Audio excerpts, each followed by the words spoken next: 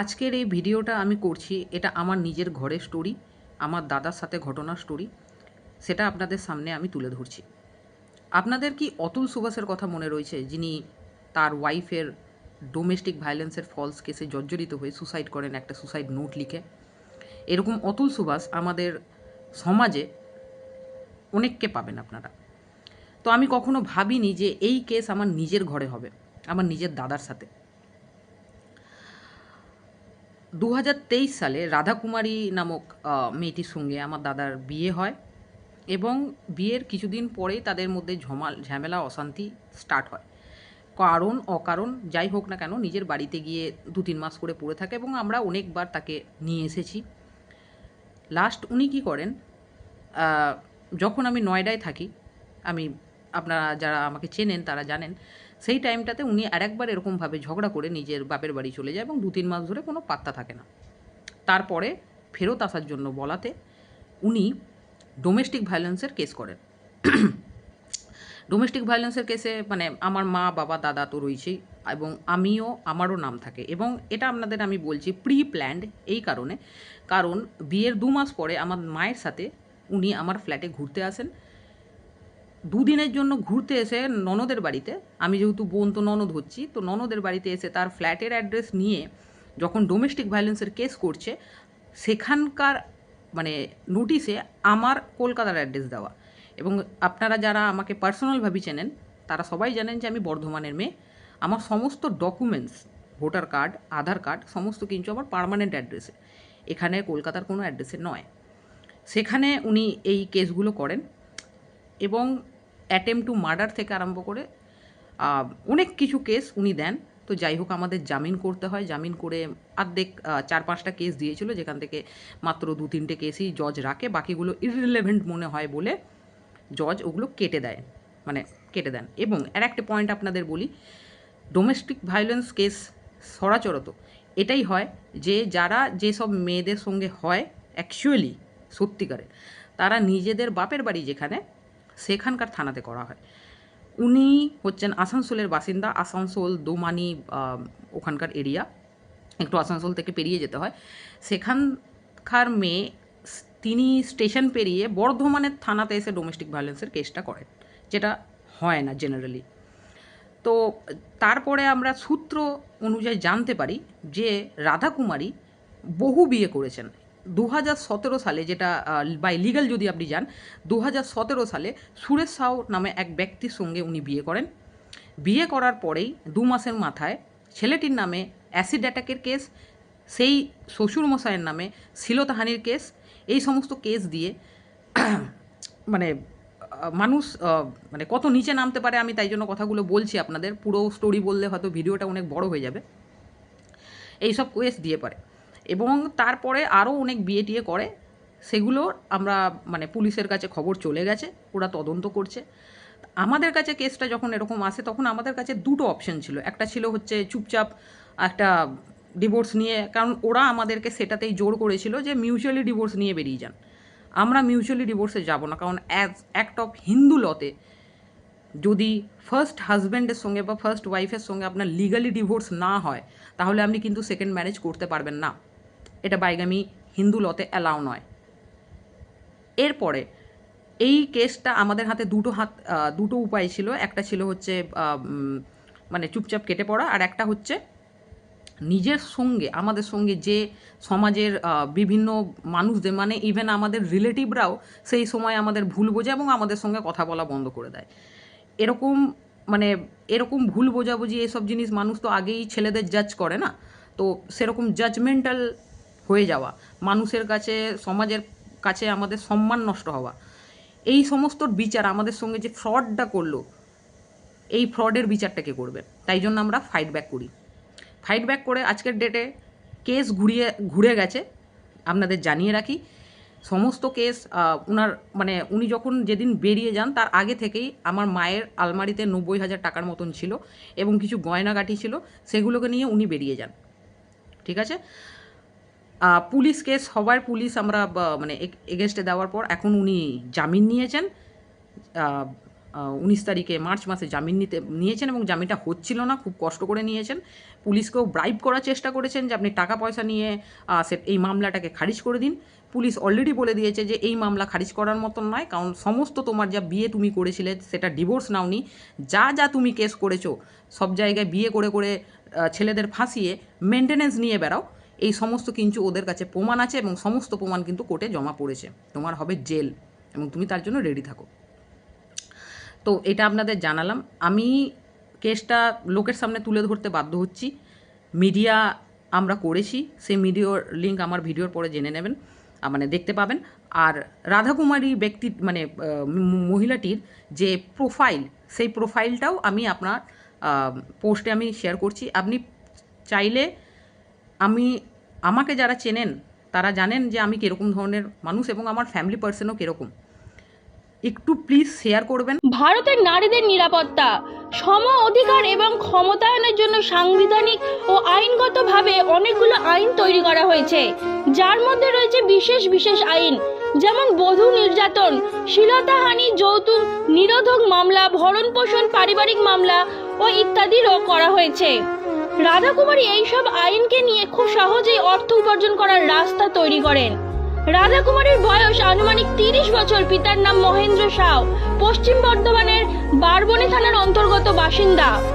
রাধাকুমারী একাধিক বিবাহের সঙ্গে নিজেকে যুক্ত করেন। এখনো পর্যন্ত আনুমানিক তিনি 4 থেকে 5টা বিয়ে করেছেন।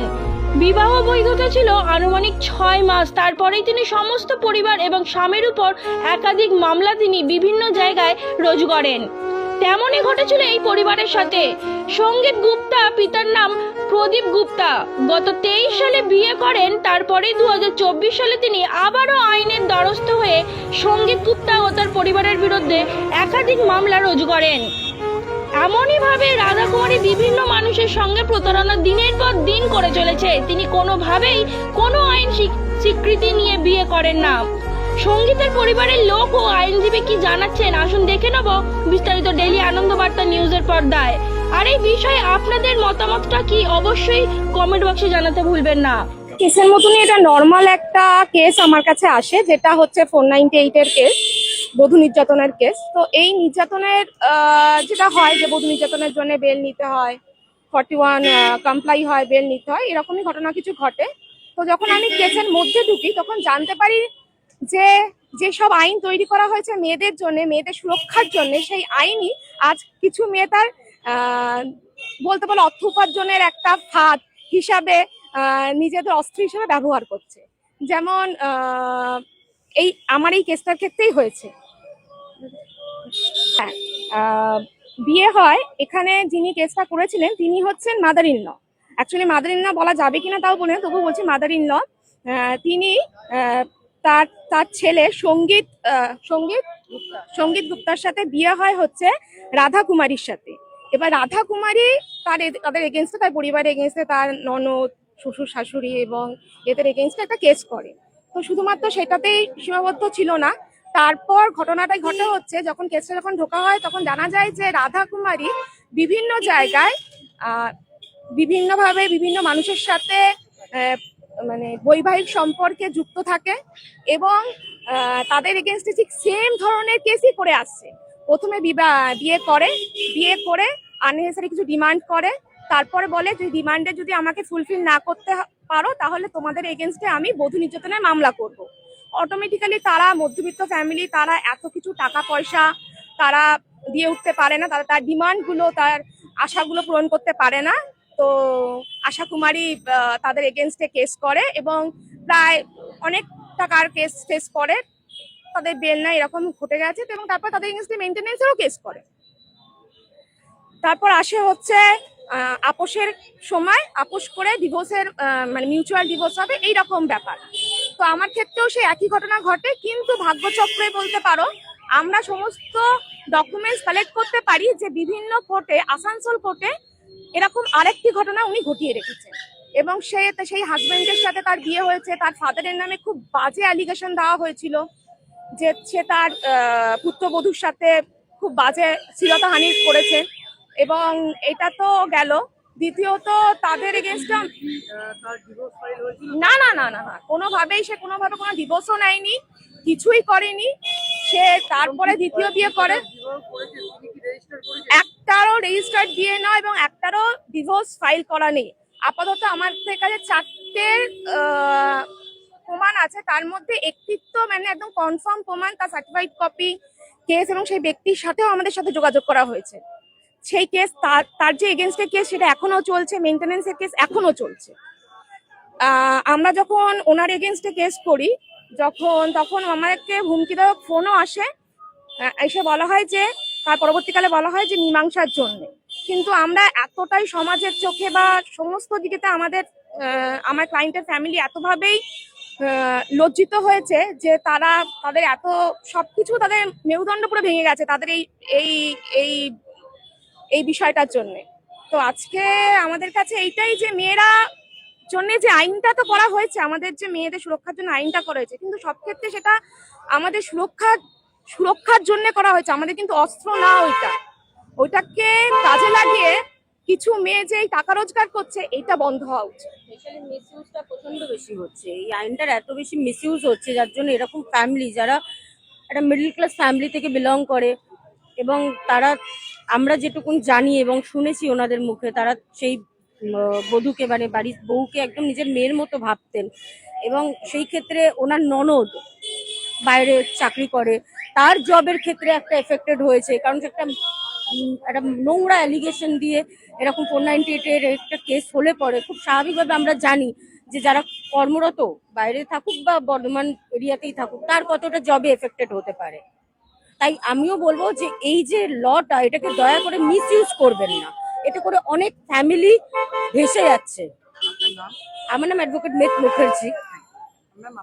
মল্লিকা নন্দী। আমার নাম পিঙ্কি গুপ্তা। আমার দাদার নাম সঙ্গীত গুপ্তা। আমার দাদার সঙ্গে রাধা কুমারীর বিয়ে হয় 2023 সালে নভেম্বর মাসে 30 তারিখে আসানসোলের যে ভাগরগুড়ি মন্দির ওখানে বিয়ে হয়। এই যে তার ফটো দেখাচ্ছি আমি, এই যে এটা photo। আর এই যে মেয়েটির মা, মেয়েটির বাবা, এটা আমার বাবা।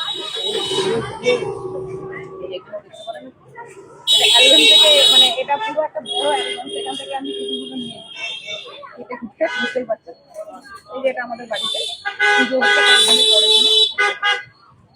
আর এটা হচ্ছে ওনার 4টে মেয়ে, মানে 4 বোন, ভাই, মা, 4 বোন। এটা হচ্ছে ওদের ফ্যামিলি। আর বাবার ছবি আমি আগেই দেখেছি, এটা বাবার ছবিটা, ওনার বাবা রাধা কুমারী। তো এইগুলো হচ্ছে বিয়ে হয়, বিয়ে ঠিক আছে চলো। এবার বিয়ে করার কিছুদিন পর পরই শুরু হয় অশান্তি, সেটা কোনো কারণ অকারণ যাই হোক না কেন চলে। তারপরে আমি কাজের সূত্রে, কর্মসূত্রে আমি কলকাতায় থাকি, আমি বর্ধমানে থাকি না এবং খুব কম আমি আসা যাওয়া করি। তো বিয়ের কিছুদিন পরে মা ওনাকে নিয়ে মানে রাধা কুমারীকে নিয়ে আমার বাড়িতে ঘুরতে এসেছিলেন। ইভেন ও যখন 498 কেসটা যেটা করে, আমার সমস্ত আমার আধার কার্ড বলুন বা ভোটার কার্ডে আমার যেটা পার্মানেন্ট অ্যাড্রেস, সেই অ্যাড্রেসই রয়েছে এবং কোনোটাতেই আমার কলকাতার ফ্ল্যাটের অ্যাড্রেস নেই। তো উনি মানে এতটাই তার মনে ছল কপট, 2 দিনের জন্য ঘুরতে গিয়েও আমার অ্যাপার্টমেন্টে নিজে যে স্ট্যান্ড অ্যালোন অ্যাপার্টমেন্টের নিচে যে লেখা থাকে না যে ফ্ল্যাটের অ্যাড্রেস এবং পুরো রাস্তার অ্যাড্রেস, উনি সেটা নিয়ে আমার উপর যখন 498 কেসটা করে, সেখানে আমার ওই অ্যাড্রেস দেয়। মানে আমি তো জাস্ট স্টান যে কেন এটা, মানে আমার তো কোনো ডকুমেন্টসে আমার কলকাতার অ্যাড্রেস নেই, তো সেটা কি করে আমার কলকাতার অ্যাড্রেস কি করে চলে, আমার সবই এখানে পার্মানেন্ট অ্যাড্রেস এখানকার রয়েছে।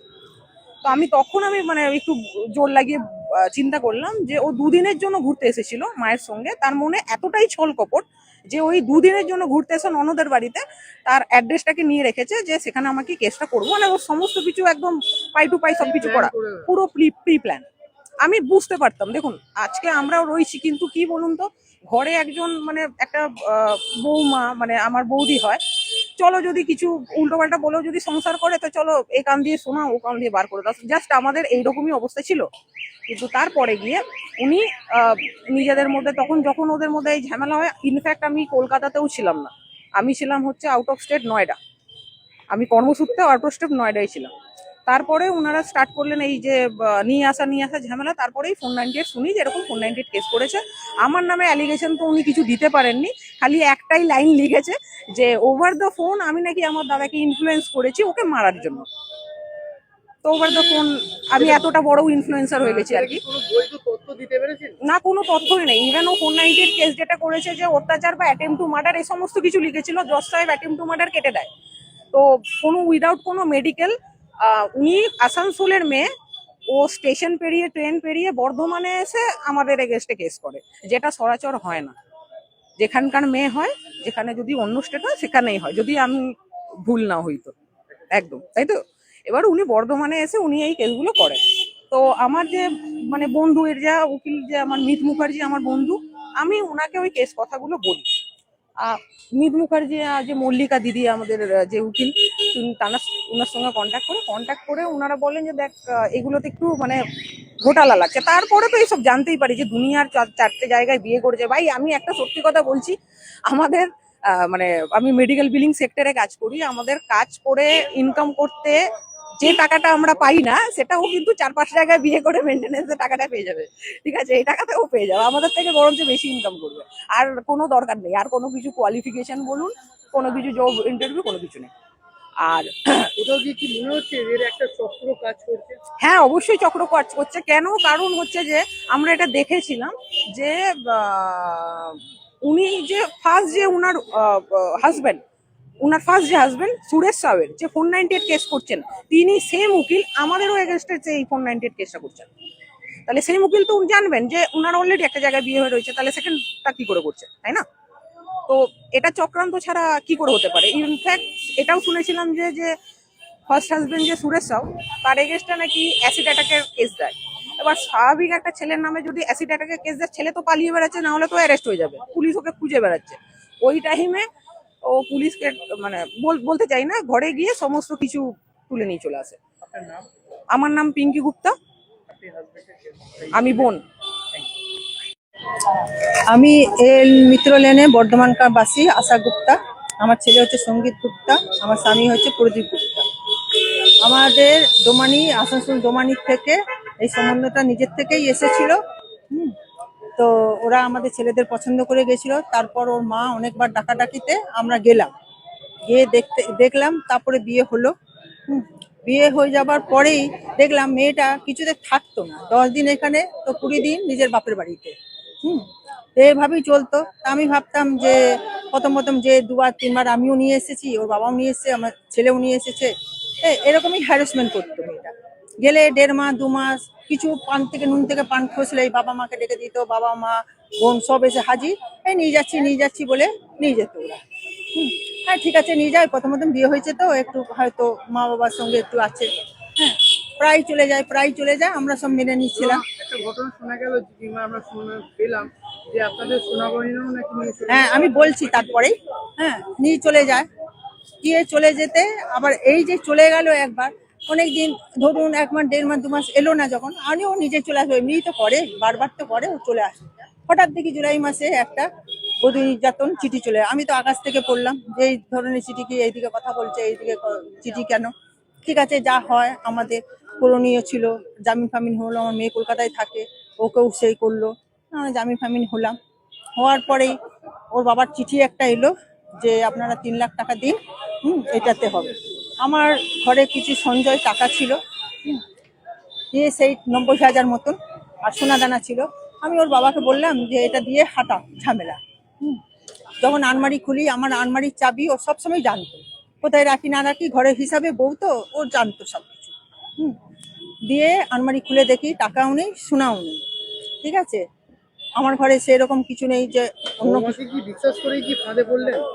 হ্যাঁ আমি তো বিশ্বাস করতাম, বউকে কি বউ বলে মেনেছিলাম, মেয়ে বলে মনেছিলাম, হাতে করে খাবার খাওয়াচ্ছি, তাকে তো মেয়ে বলে মেনেছিলাম।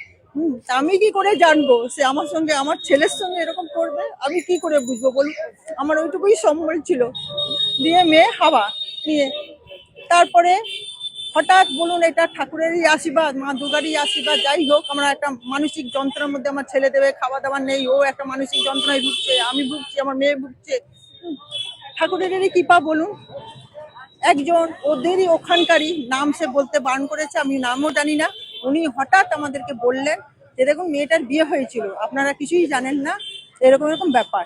মানে ঠিক আছে, তো দেখি তো নম্বরটা নিয়ে আমরা আসানসোল কোর্টে দিয়ে সমস্ত কাগজ ওনার আমি বার করলাম। এমনকি ওই ছেলেটার সঙ্গেও আমরা দেখা করলাম। ছেলেটা দেখা করার পর ছেলেটা বলল যে হ্যাঁ আমাদের সঙ্গে এরকমই করেছে, এইভাবেই চলছে। হ্যাঁ, ছেলেটা মেয়েটাকে দেখুন অনেক কিছু দোষ ছিল, কিন্তু আমরা মেনে নিয়েছিলাম। যেমন আমাকে কথায় বলে এক চড় মেরে দিল, আমার ছেলে আঙুল ধরে মুটকে দিল। হ্যাঁ, যেটা মানে ওর এত সাজবাসের ছিল তাও আমরা যোগান্তি দিতাম। মানে 5,000 টাকার মতন লাগতো খালি ওর সাজবাসের জোগাড়, শ্যাম্পু 2,000 টাকার মতন থাকবে। তাই আমি বলতাম যাই দে, বাচ্চা মেয়ে আছে থাক, করুক না, ঘরের বউ তো, আমার মেয়েটা তো সাজে না, আমার ঘরে বউ। সব কিছু নেওয়ার পর এইরকম ভাবে ছুরি মারবে কে ভাবতে পারে বলুন? আমার যেটুকু সম্বল নিয়ে চলে গেল, আমার ছেলের ভবিষ্যৎটা নষ্ট করলো, এটা কি সম্ভব? এটা তো একটা পরিবারের মধ্যে একটা কেমন করে দিল, আমার ঘরটা শূন্য করে দিল, এটা তো উচিত নয়। এটা এই ধরনের জিনিসগুলো মানে সমাজে একটা পোকা। প্রত্যেকটা মেয়ের একটা মানে ভালো মেয়েগুলো, এইসব মেয়েদের জন্য ভালো মেয়েগুলো একটা বদনাম হচ্ছে। হ্যাঁ, আমি চাই এই মেয়েদের ভালোভাবে শাস্তি হোক, কেন পরের ঘরটা যেন আর আগুন না লাগায়। আরেকবার আপনার নাম। আমার নাম হচ্ছে আশা গুপ্তা, আপনি ছেলের কি হয়? আমি ছেলের মা। নাম রাধা কুমারী। তার বাড়ি কোথায় ছিল? বাড়ি হচ্ছে দোমানি আটতলা। কোন ডিস্ট্রিক্ট? ওটা হচ্ছে আপনার পুরুলিয়া দিকে যেতে, আসানসোল। আসানসোল থেকে। আসানসোল ডিস্ট্রিক্টের মেয়ে। হ্যাঁ, তারপরে ঘটনাটা কি হলো? ঘটনাটা বলছে কি মেয়েটাকে তো আমরা বুঝতে পারিনি, মেয়েটা কিন্তু সংসারিক করার মতো মেয়ে ছিল না। প্রথম থেকেই ও 14 বার বাপের বাড়ি যেত, আসতো এবং নানা রকম অজুহাত দেখাতো। কখনো ইন্টারভিউ দেবো, কখনো বলতো যে আমার বোনের শরীর খারাপ, এই করে চলে যেত। 1 মাস 1.5 মাস 2 মাস পর আমরা কতবার গিয়ে নিয়ে এসেছি, 2বার 3বার আমরা গাড়ি করে গিয়েও নিয়ে এসেছি। নিয়ে আসার পর দেখছি তাও 1 মাস 1.5 মাস যাওয়ার পরে আবার বলছে বাপের বাড়ি যাবো। এই কারণ কি কারণ না ইন্টারভিউ দেবো, এসব উল্টো পাল্টা বাহানা মেরে মেরে সবসময় যেন মানে সংসার করবো না এরকম একটা ইচ্ছা ছিল।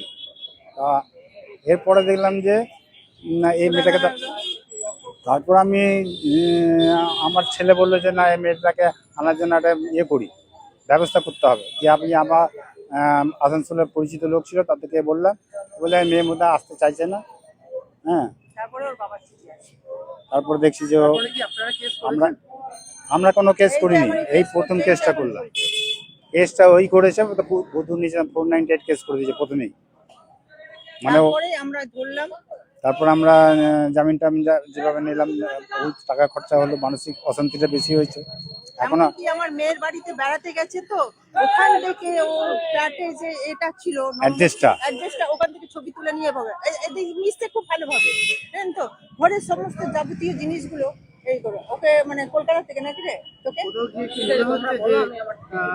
বিশ্বাস করে আপনি? আমরা প্রচন্ড বিশ্বাস এবং ভরসা করেছিলাম এবং বুঝতে পারতাম না যে কি চাইছে মেয়েটা। বারবার আমার ছেলেও জিজ্ঞেস করতো তুমি কি চাও কি চাও, ও কিন্তু বলতো আমি কিন্তু এই বলে দিলাম। হ্যাঁ, একবার করেছিল, একবার কোর্ট থেকে একবার চিঠি পাঠিয়েছিল। চিঠিটা লেখা হয়েছিল যে ও আমার ছেলে নাকি রাত করে বাড়ি ফেরে এবং মারধর করে, টর্চারিং করে, এবং ওর বাবা মা নাকি এর মধ্যে ছায়া আছে, এইভাবে একটা চিঠি দিয়েছিল। সেই চিঠিটা আবার কি করেছে, চিঠিটা প্রথম পেজটা কেস নাম্বারটা আছে, কিন্তু ভেতরে পেপারটাকে ছিঁড়ে ফেলে দিয়েছে, ওটা নিজেই করেছে। দিয়ে আমরা কোর্টে কিছুতে গেলাম না, তখন কি রাগ, সেই মা বাবা ভাই বোন সকালবেলা সে হাজির হয়ে যে আবার চলে গেল বাপের বাড়ি। ওর বাবা আবার এলো, বাবা বলে হ্যাঁ এটা কোনো ছেলে কি এই বুঝে লেখা থেকে সই করবে তোরা যে এইভাবে। আমার নাম প্রদীপ গুপ্তা, আমি ছেলের বাবা।